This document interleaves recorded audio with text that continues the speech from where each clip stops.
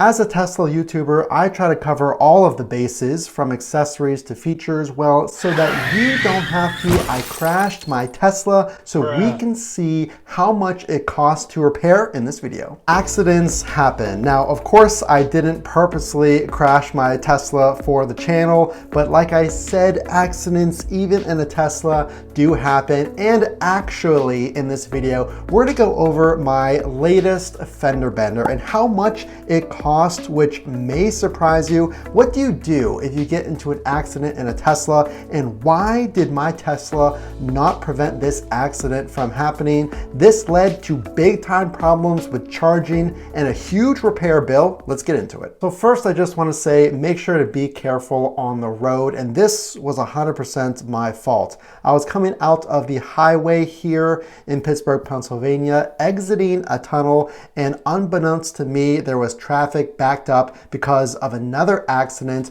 off of the highway exit ramp. And before I knew it, I slammed on my brakes, nearly avoiding this low speed fender bender. Myself and the other driver walked away completely fine, probably hit them going about 20 miles an hour, but that doesn't negate the big time damage to my vehicle, and their vehicle looked fine. Here is how much it cost and what you should expect if you were to ever get into a fender bender or unfortunate accident. So I'm gonna go over how much it cost, how long that you would be out of your Tesla if you were to get into a fender bender, and some important settings that you wanna double check in your Tesla that could help avoid accidents like this. Let's get into that. Just as some context, this is my first accident in probably over 10 years, and especially to my Tesla, I was heartbroken and so angry at myself for letting this happen. Again, 100% my fault. So here is what happened when I called Tesla.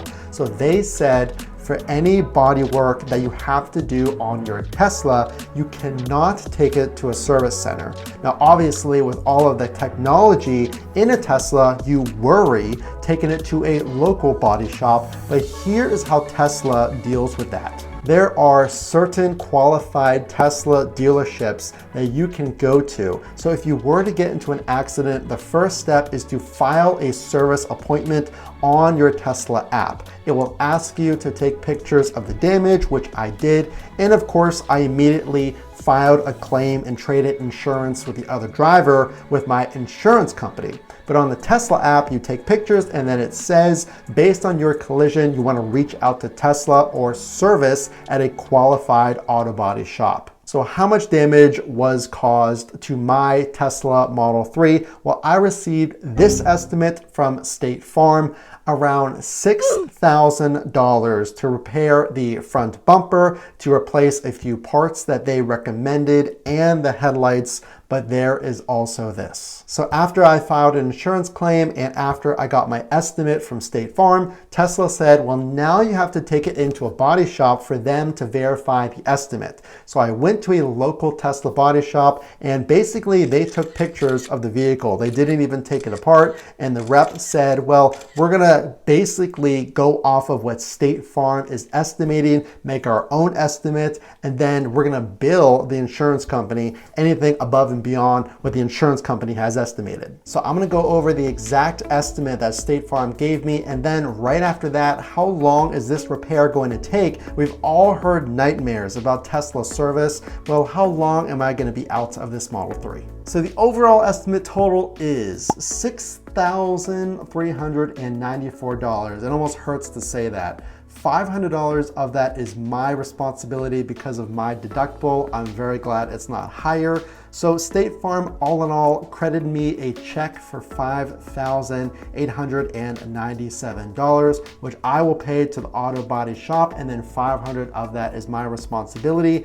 Let's go over three of the most expensive parts. You damage your bumper, that is $950. You damage your headlight, that is $760 for one headlight. And finally, you damage your hood, that is $693, and also a fender at $800. So I'm gonna be out of this car for a few weeks. I'm still gonna make videos, that's no problem, but there are some really important settings that I need to mention, especially after my experience, that'll help you hopefully avoid an accident like this. There are collision sensors in your Tesla, and you can actually adjust the sensitivity of these to give you warning if there is upcoming collision possibility, like slow traffic in this case. Well, unfortunately, I did not have the automatic braking applied. Well, why is this? New Tesla over-the-air updates has now made your Tesla available to put on the brakes for you, not only if you're going forward, but now in reverse.